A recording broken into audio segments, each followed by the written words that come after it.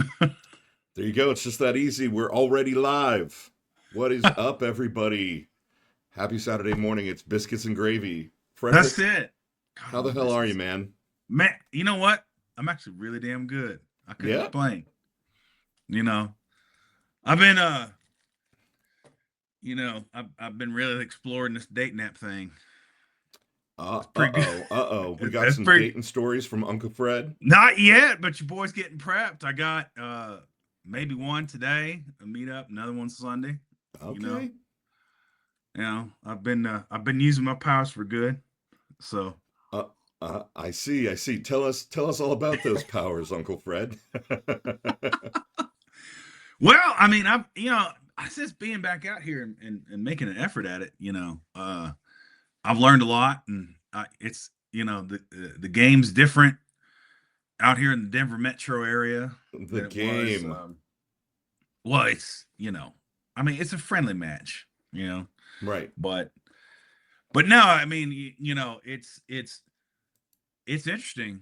I had one, one woman I was hollering at, and I don't know how we got on this discussion. Oh, that's right. No, what it was I told the story about it's got the audio prompts. And I told a story about me growing up in Hawaii because it was I guess the prompt was, what's your favorite memory? And I talked about when I was a kid, riding bikes down to this shopping center from my house. And at the McDonald's, they used to sell ramen noodles, right? You could buy it by the cup. And how they did it was they just have a big pot of ramen, that they'd make at McDonald's. Right. And they basically get one of the coffee cups and pour your cup, and you get you a plastic fork, and there it was. And so we would buy that, instead of a cheese, like a Happy Meal or whatever. And we'd like basically run around the shopping center and try to get money for video games, for and stuff like that. And I put that up there, and she says, "Oh, I grew up in Hawaii, and I love and we got to talking about spam because fried spam is a thing in Hawaii." Right. Not And the email, but the right, yeah, actual not the email, spam in a can. spam in a can, yeah. And she's like, "Oh my god, I love spam." We were doing the audio voice back and forth. She goes, "Are you trying to flirt with me?" And I said, "I tell you what, little darling, because I have like 16 cans of spam in my house right now." Okay, wait, Uh, hold up. Did you actually say little darling? I did. I sure did. Because she is 5'4", and to me that's and so we were, she says, "Well, I love your accent," and blah blah. And I was telling her about all the spam I got. I said, "Well, I did the Lewis Tully from Ghostbusters, because I was just when he's at the party and he's talking about, well, I get the generic brand, I get 50% off, so it's like it's the same thing as the regular brand. That's a great Mm-hmm. bargain." And so I was like, "Well, yeah, they were running spam half off," so I went ahead and just stocked up. And I said, "I got all kinds.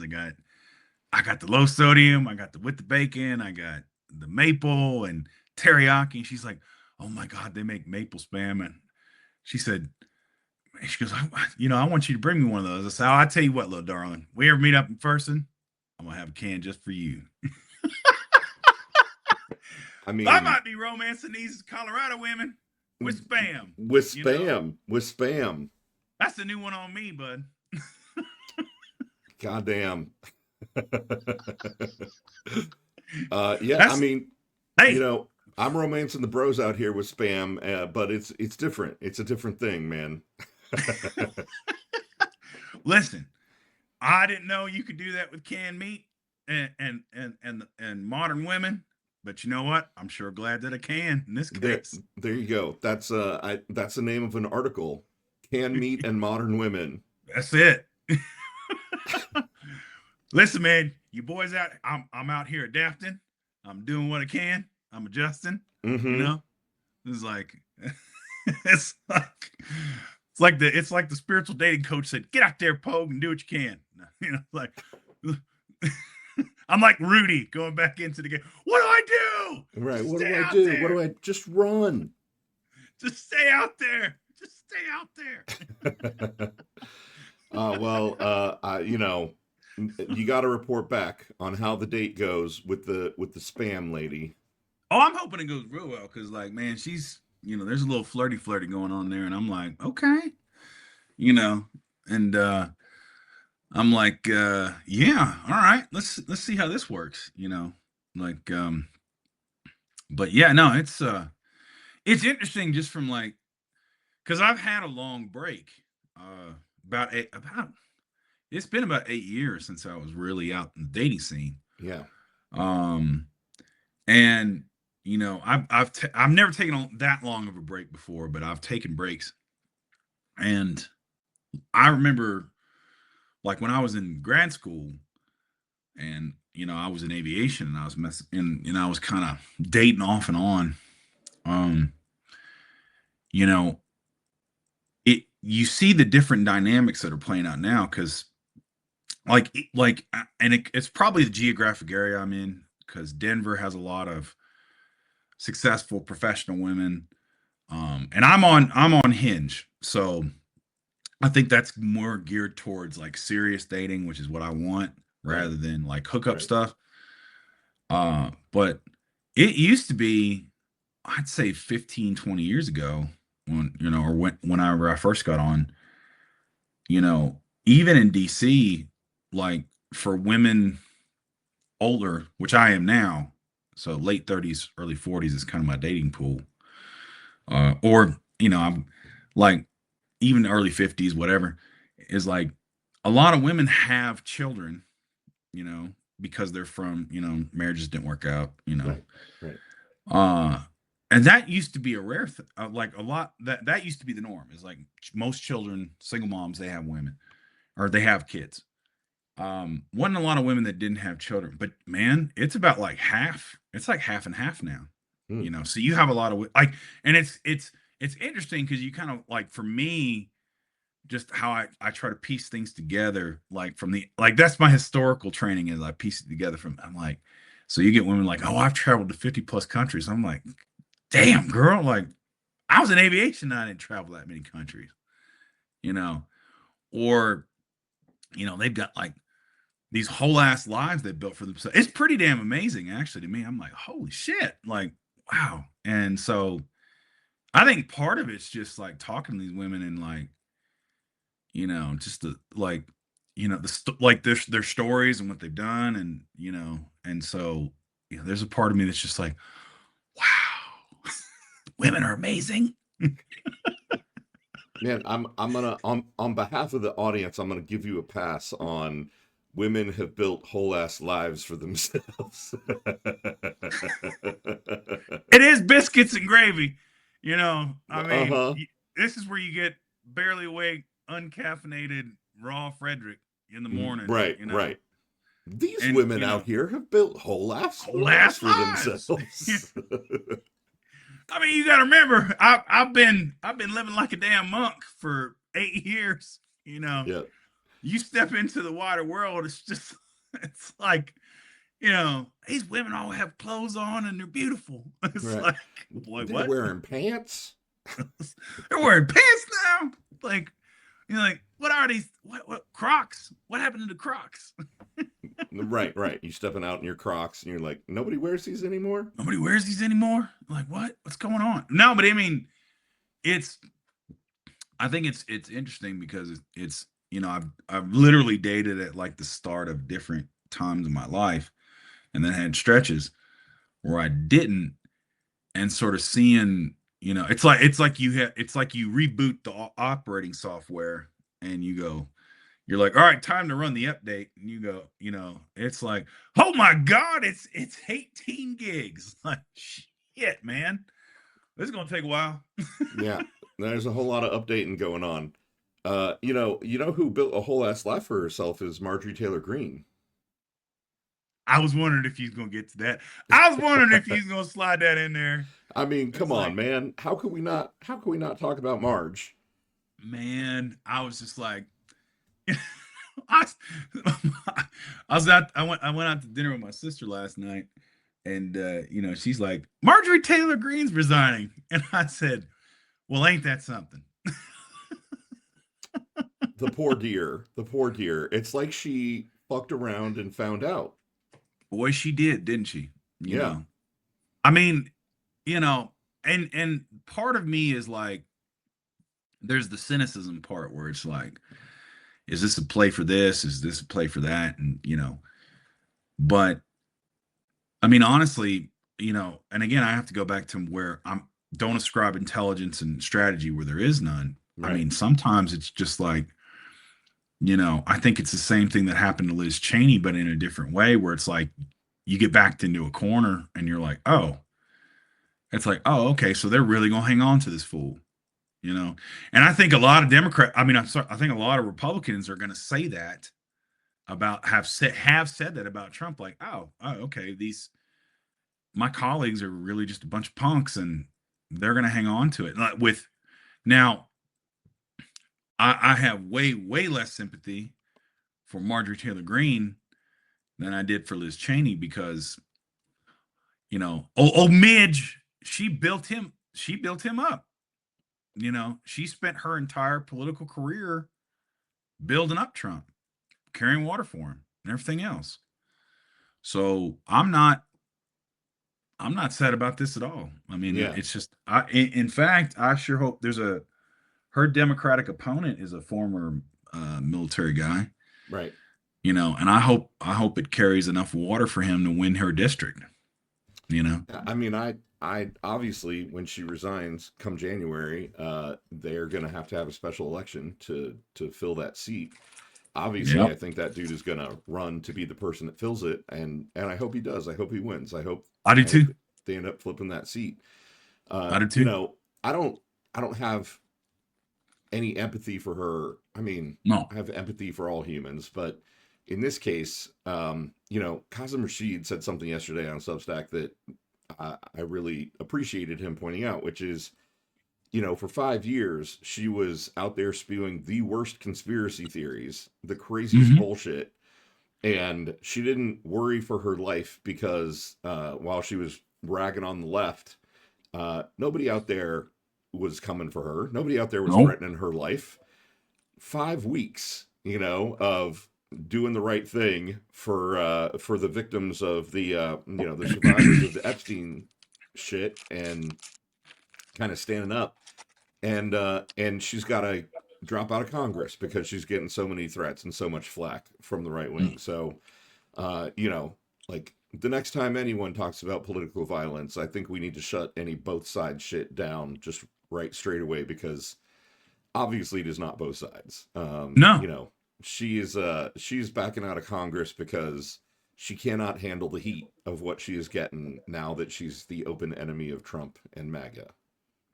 And let's not forget, this was the same woman that basically chased David Hogue around. Right. That's how she got famous. Right. You No, know, literally chased David Hogue around. Like a child, he was 18, so I guess technically not a child, but a kid who had survived, a horrific school shooting and had the cojones to stand up and basically say school shootings bad, guns bad, let's do something about it.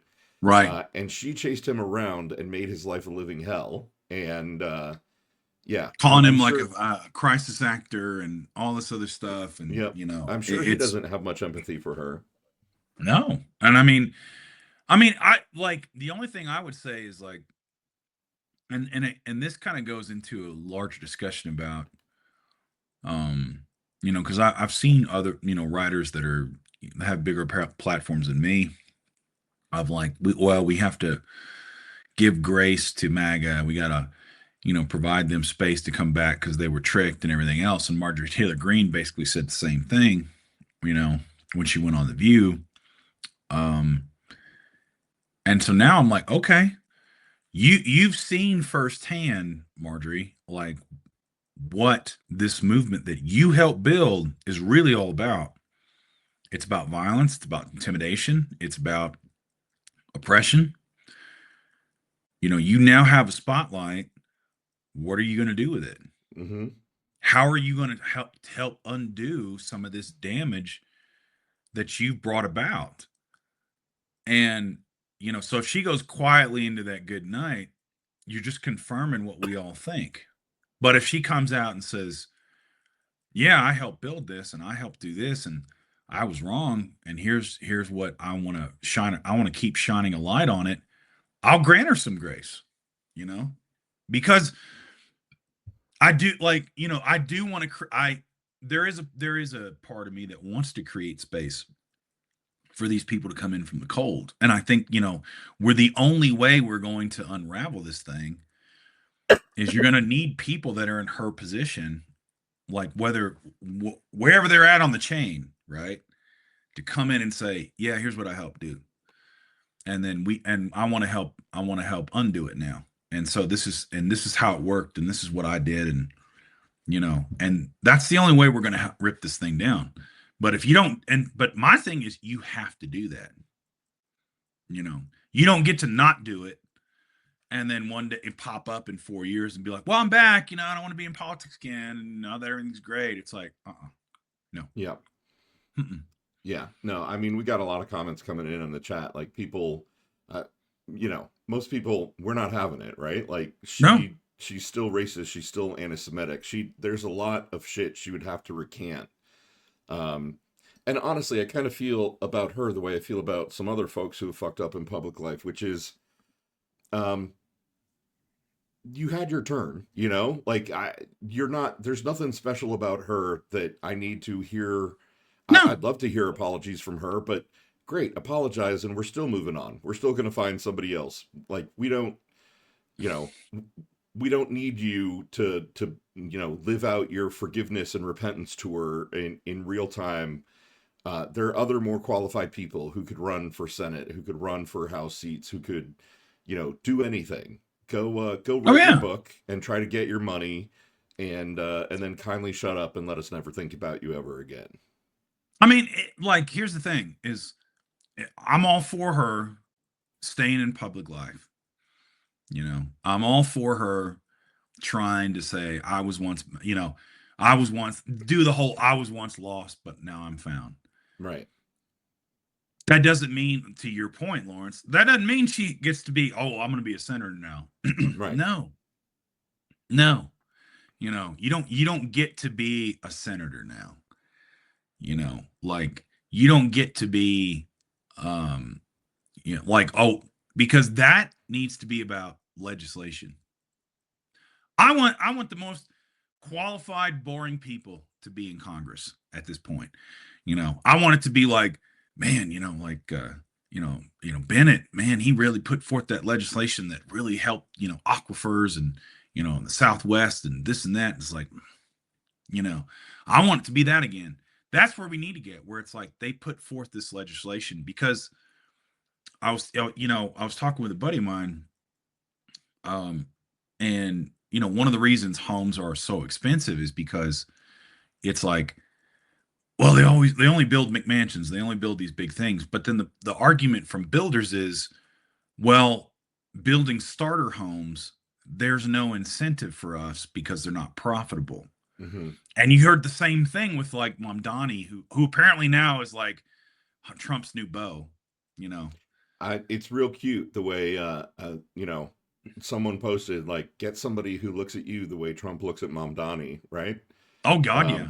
That was adorable. Someone posted, like, what is his cologne? Like, what is he wearing? What cologne is Mamdani wearing? Because can you see why I need to get me some of that. Can you see why that man got the wife that he did?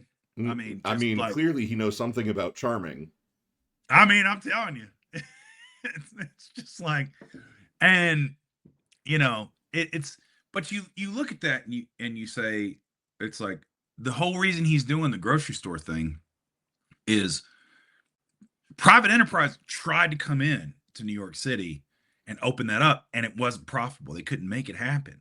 Right. And so you look at that with starter homes, you look at that with homeowners insurance in Florida now, which is unaffordable because right. of Dude, because I lived and in the same Seattle things for 30 happening years. in California. Seattle downtown has exactly the same issue most large urban metro downtowns do, which is it's very hard for a grocery store to move in and with the rents and the margins and everything in grocery, it's really hard to have a profitable location in a downtown. And so Hmm. you get these urban food deserts, like Mamdani, has been talking about in New York City.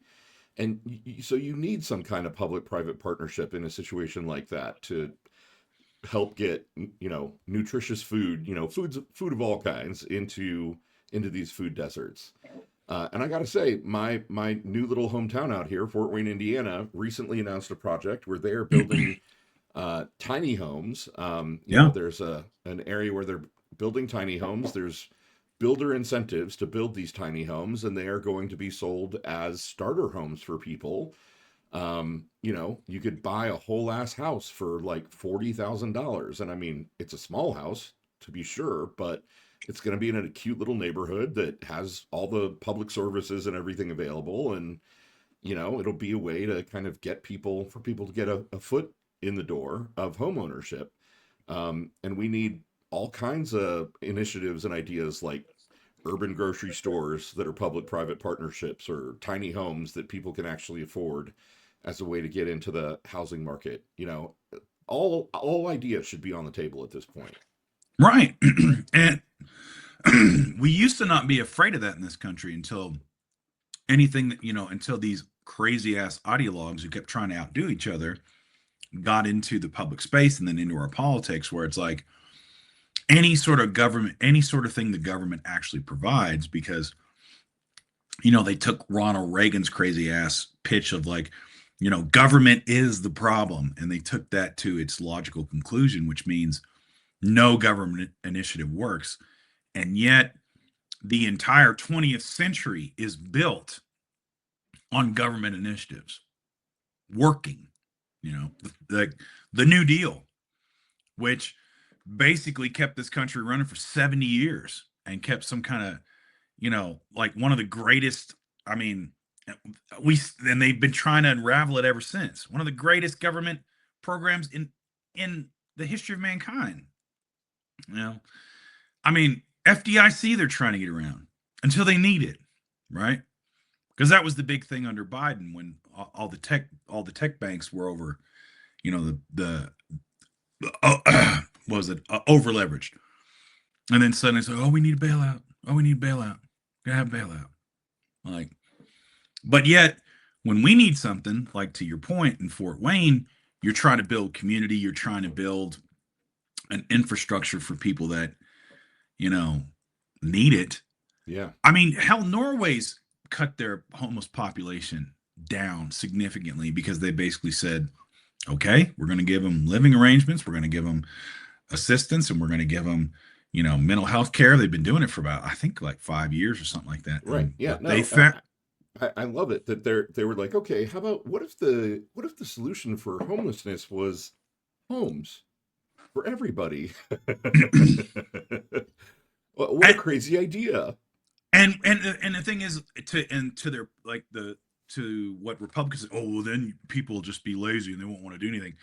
No, actually, people like they they found that once people get like food and they get like their life starts to get um uh settled in a way, and it's not just this daily fight for survival where they're in the throes of like mental illness that they don't have any medication or they don't have any help for.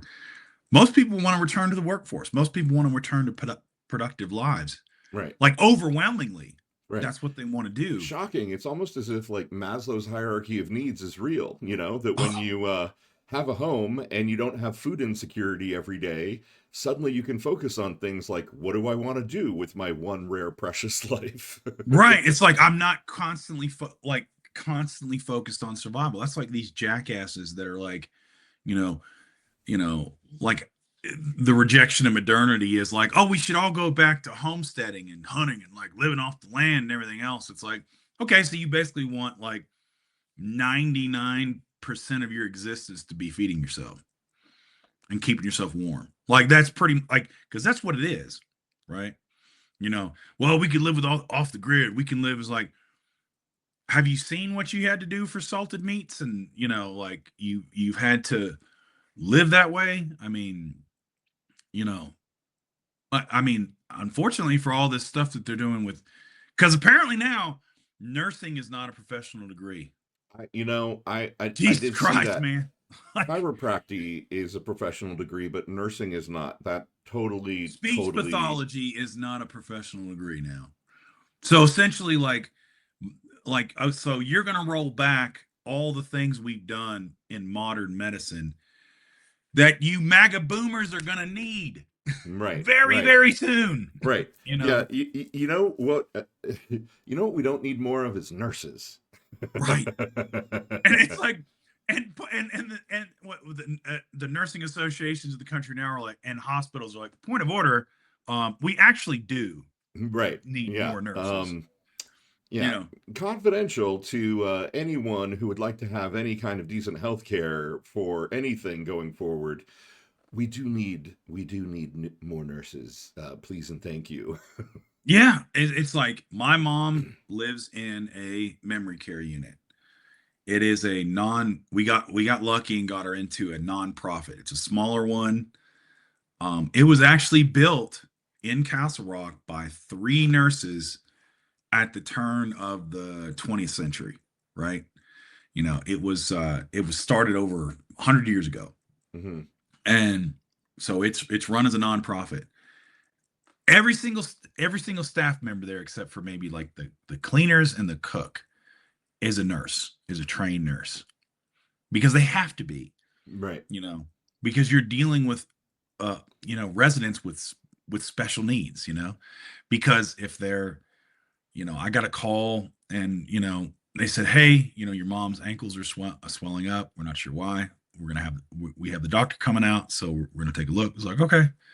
And like, you can't just hire somebody who's not trained right off the street and just work there, who can't recognize the signs and doesn't know what to do and anything else. So I'm not sure, like, other than just sexism and bigotry, where they're like, these aren't professional degrees anymore. That's the same thing in the Coast Guard going, well, swastikas and nooses aren't hate symbols. They're just potentially divisive. Right. They're just Potentially divisive. unpleasant. Some yeah. Yeah. So apparently they rolled that back, which I mean, Of course they I did. thank fucking God. How could yeah. Here's the thing. I keep catching myself wanting to say things like, I don't understand how this fits together in a bigger picture, except I do. Like, it's just that it sounds like a fucking, it sounds like it's out of a science fiction novel, right? Like, clearly, Yep. all, we've known for ages now, Project 2025 and all these ridiculous things they're doing, making nursing not a professional, because they want to kick women, out of any professional workspace and back into being indentured servants, or enslaved to their husbands essentially. And I still feel like a crazy person every time I start saying shit like that, except it's really what they're trying to do. They're not even really hiding it from us anymore. Like, it is No. truly as retrograde as you could possibly be.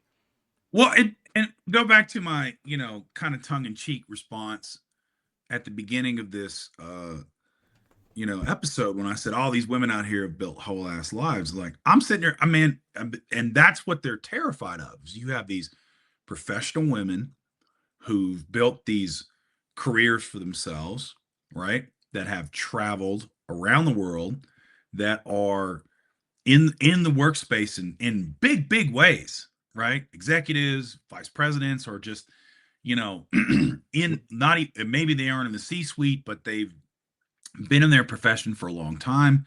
They're established professional women. You're not, like, not if you get rid of that, like, let's just say you were able to push a button and carry out the handmaid's tale in this kind of fashion or whatever, right? You are like, the hit to society is going to be just crippling. Like, it's going to be damn near unrecoverable. You can't, this is something you can't just put back in the box. And here's the thing, if you look at the stats, even back in the 1950s, 30% of wives worked outside of the home. It was a myth that they were all at the house. Right. 30% worked at some kind of smaller job, whether it was a part-time secretary at the church who was getting paid, or, you know, working at like a little bit at a grocery store, or, you know, like maybe had something. They were bringing in some kind of income because, again, and why? They didn't have birth control back then that was readily accessible.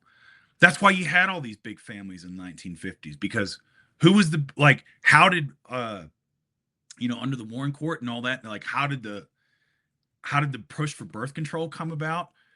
Is they said, well, you know, ironically, this was the first step. Well, the husband should have say in whether the wife gets birth control, because before that, it was the pharmacist, not the wife, not the husband. It was the local pharmacist, like, no, you don't need birth control. So if you had some crazy ass pharmacist who was a religious guy, is like, you've only have 6 kids, you don't need birth control, Right. you know. Right. And so, and it was like, no, like, they said, well, okay, let's do it with the husband, and then women got it later, right?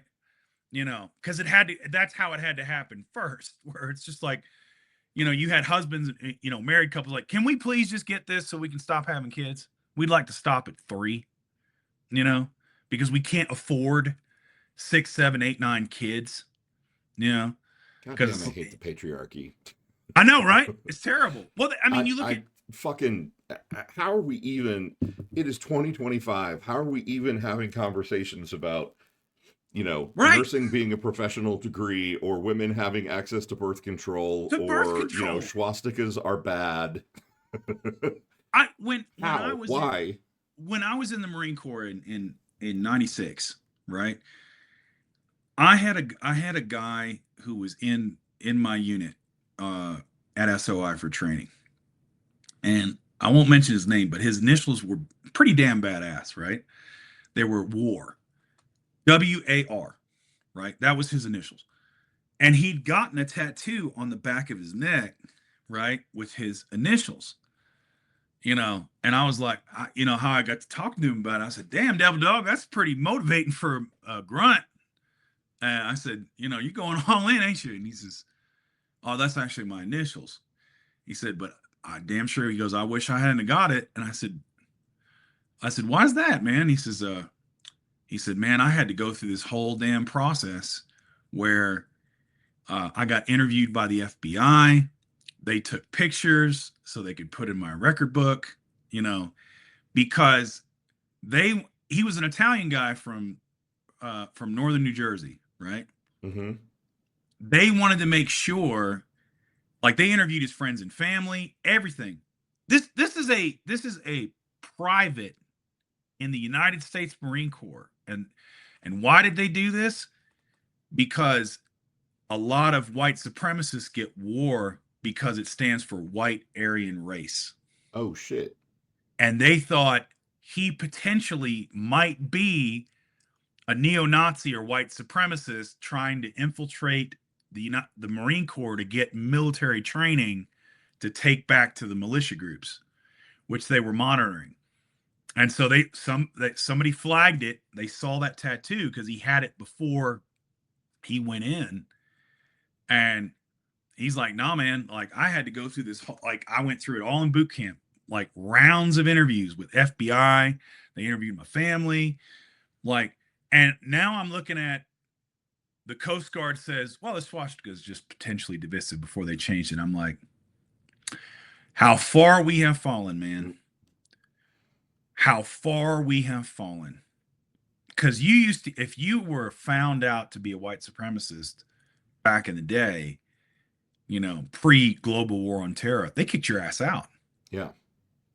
You know, if you had the wrong tattoo, or you had like a swastika in your barracks or something, you know, like, I remember they used to do, like, they did a report where it was secret, hate groups infiltrating the U.S. And so they showed like a room where they actually put a guy on trial because he had the American flag in his barracks, and you lifted it up, and in a black light he had taken black light marker and drawn a swastika. Right, it was God under the damn. flag, and they booted his ass out, with dishonorable, because they're like, nope. And we got away from that. I mean, it makes me think, the 6 Congress folks who stood up and made that video basically saying, you're allowed to refuse an illegal order. You are Yes. you are obligated, in fact, to refuse an illegal order. And they are catching so much shit. At least Stefanik, apparently, oh God, I always, am I getting her right? Is she the bad one or the good one? Oh, she's the bad one. Alyssa There's one. Slotkin. Yeah, there's Alyssa another one Slotkin, that's the good one. the Slotkin's the senator. Yeah, yeah. Stefanik is the bad Slotkin's the one. senator. Apparently, Wow. had to not be in her home the last several days because she's getting credible death threats and bomb threats sent to her home, which, by the way, was the same thing that happened to the Hortmans, the state senator who was murdered along with her husband by a right-wing fucking nut job.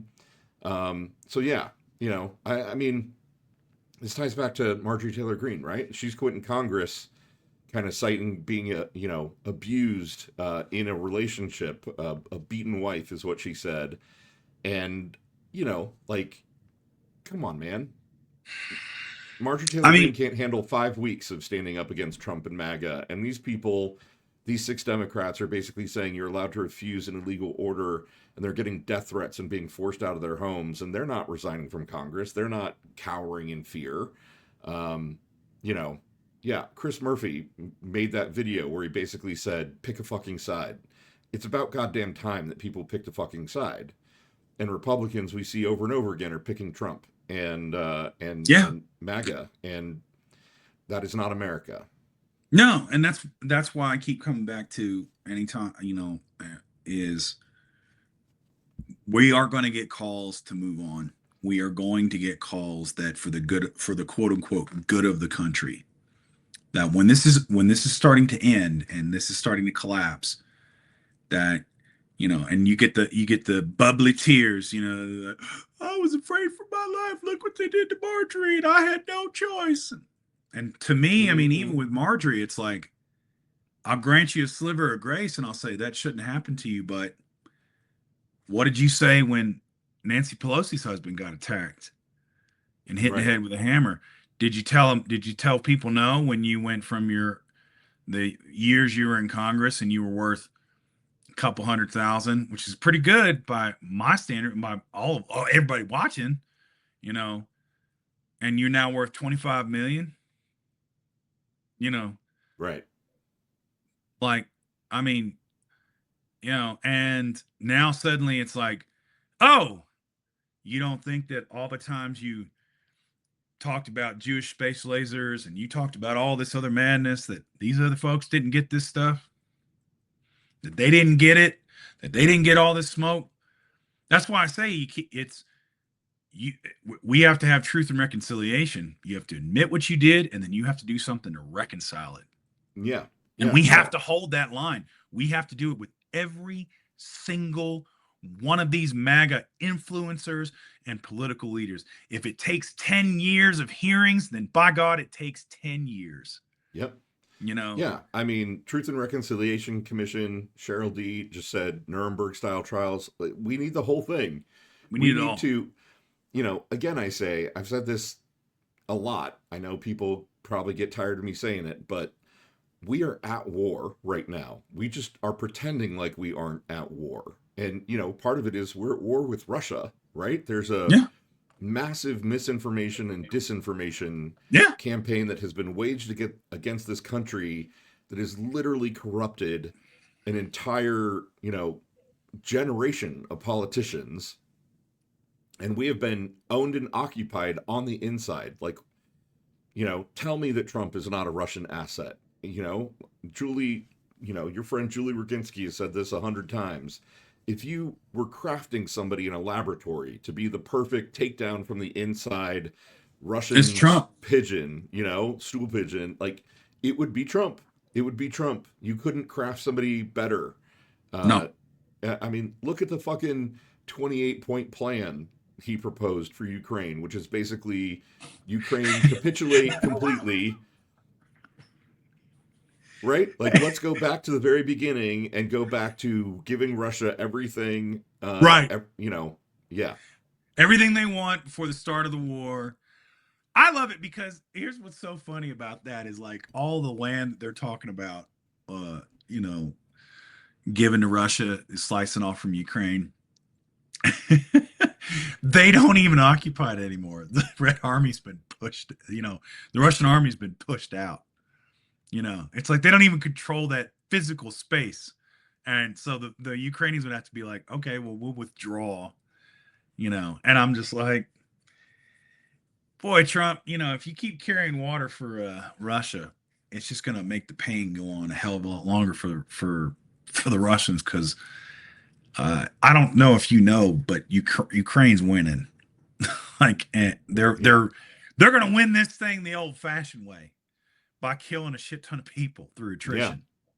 You know, it's like, okay, we're just going to keep making it painful until you stop.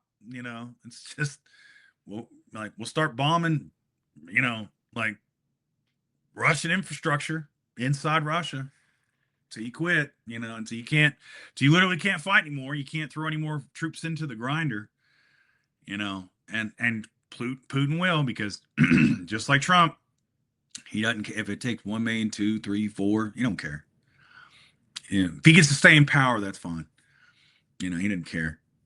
And the other thing is too is like we got to do we also have to do a better job at holding all political leaders accountable. They had, before Trump had his little, like his Warner Brothers puppy dog eyes with the hearts with Mom Donnie. mm, The House was busy having a worthless resolution to condemn socialism, and 86 Democrats signed on to it. Which I don't give a damn fuckers, how you feel about it. There shouldn't have been one. You're an opposition party. Be in opposition. right, Like, right, be in opposition. Well, no, we got to let no, we don't have to let the members vote how they want, you know. But but what that is that's just like, hey, corporatists, we're really with you. We're right, not going to do anything for the workers and the American people. Don't right. worry. Right. You No, know, we're sending a coded message that says we can be bought still. and it's like and what for for those like for those in the Democratic Party still and those of us outside of it, all those 86 members need to feel it. They need, whether it's emails or phone calls or anything else, you say, hey, no, you're not signing on to this rah rah, we love the dictator resolution. That, no, Yeah. because too many things that help, like, again, we started this talk about tiny homes and healthcare subsidies and things people need that the private sector is not willing to provide. Well, that's socialism. I don't give a damn what you call it. People Right. need it. Right. I personally, I don't care what you call it. I don't want people starving in the streets. Right. Well, this goes back to, it just goes back to we need to have a broad-based movement that basically says Yeah. we're for humans, like the Yeah. shit that you're talking about is anti-human and fuck that. We are for the Constitution and we are for people, for actual human people to be able to live their lives and get ahead. And I feel like it's such a simple sort of baseline message. Like, is this good for the Constitution? Is it good for actual humans? If not, then fuck it. If it's anti-constitutional or anti-human, we won't do it. We won't support it. Like I want to get back to simple clarifying messaging that is just, oh, what you're saying, Republican MAGA crazy person, is actually anti-human because it kills people or it makes people's lives insufferably hard or enslaves people to corporations or other people, and so fuck that. We're not going to do it.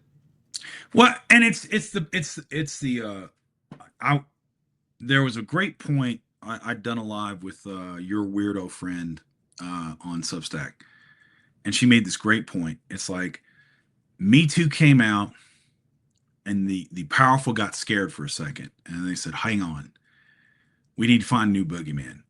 Trans folks, they're visible and they're marginalized, and we can beat up on them.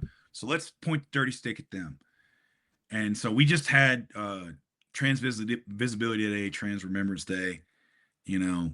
And here's my thing to MAGA. You know, it's like, what about the trans folks? What about this? Blah, blah. It's like, I tell you what, let's release all the Epstein files. And if more of the pedophiles in there are trans folks, I'll have that discussion. But let's see who in the demographic, in the demo, makes up most of the pedophiles and people doing the harm. Mm-hmm. And then let's start from there. I'll tell you what, I will have this discussion with you if we make it fair, right? So if it, but oh, because most of the folks in there are going to be rich white men, rich old white men. Mm-hmm. Uh-oh. I mean,